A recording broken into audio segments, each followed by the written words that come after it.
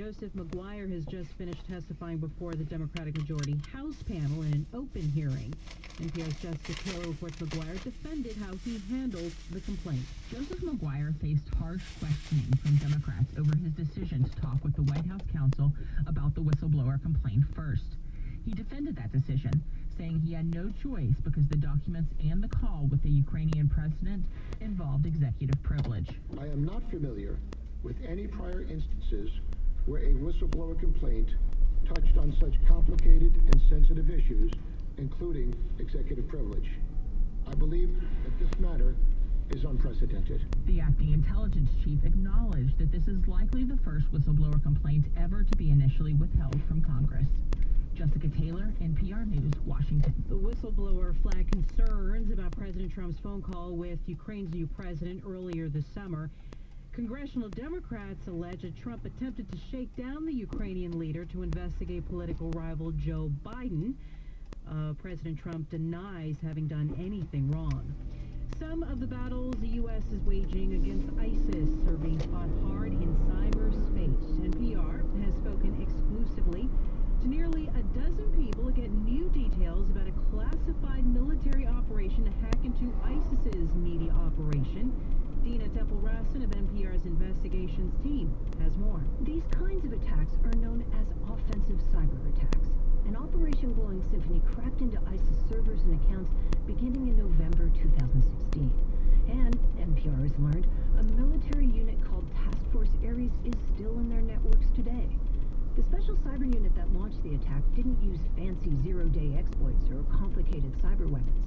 Instead, it used off-the-shelf hacks like phishing emails and backdoors to take down key ISIS servers and accounts. In other words, ISIS fighters clicked and opened the wrong thing. Dina Temple-Raston, NPR News, Washington.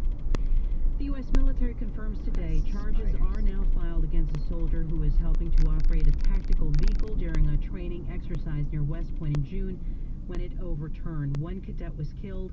19 others were injured. 2 soldiers were also hurt. The Army says the charges against LaDonna Strong include involuntary manslaughter, negligent homicide, and reckless operation of a vehicle. She's currently at Fort Benning in Georgia as the military decides whether she should be court-martialed. From Washington, this is NPR News. Income inequality in the United States has reached its highest point in 50 years.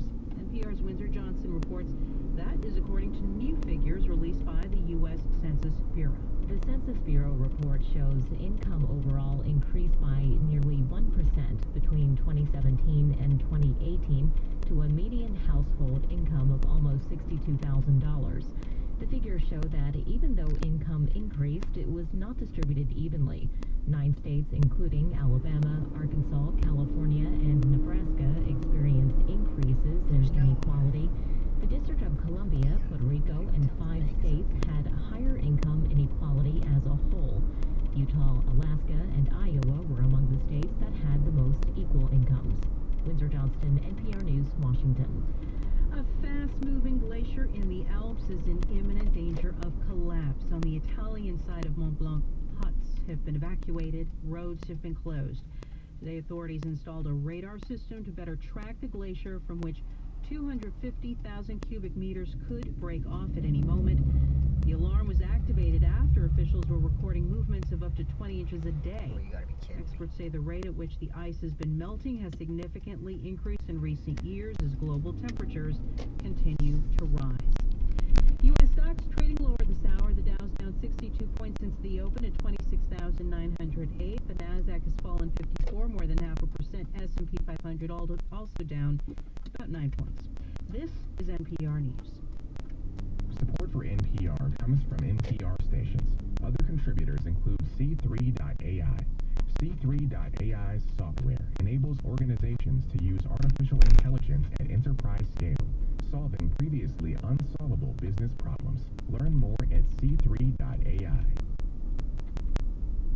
This is 91.3 KUAF, a listener-supported service of the School of Journalism and Strategic Media at the University of Arkansas, and this is Ozarks at Large for Thursday, September 26, 2019. I'm Kyle Kevin.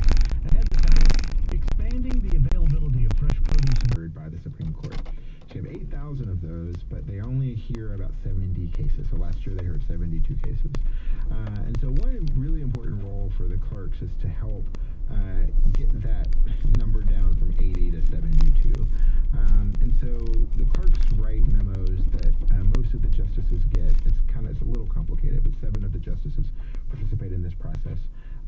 So you're writing for if you work for one of the 7 who do it this way, you're writing memos to all 7, and you're saying, look, here's what the legal issue is. Here's how this circuit came down. Here's how this circuit came down. I mean, even at the end, although this is the least important part of the memo, here's my recommendation about whether or not you should grant certiorari, whether or not you should hear this case. And so you're kind of an ambassador for your chambers, right? So it's not entirely internal. Decades after the justices depart this earth, those memos become public record, and so that's a little bit in your mind too. But yeah, so that's part of the role, helping them do that. Another part of the role is really kind of much more for your justice, helping them however they need in terms of crap. This motherfucker isn't even registering on my fucking speedometer. Yeah, let's pick it up a little bit, huh? Come on. Yeah, now we're going 5.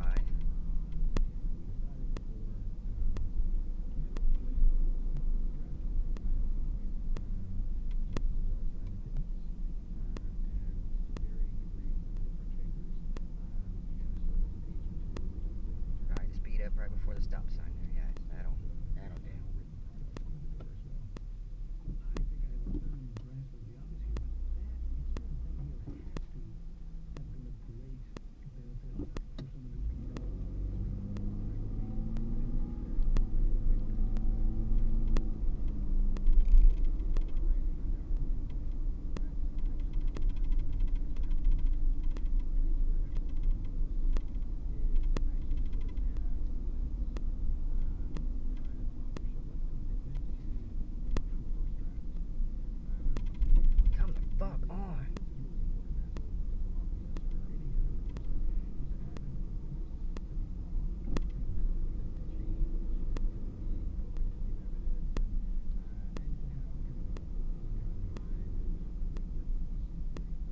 We're doing 10 miles an hour right now, people.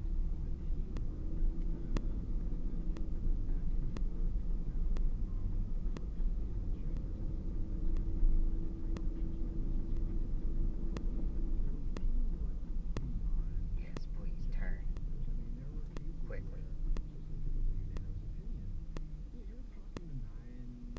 There is nobody coming.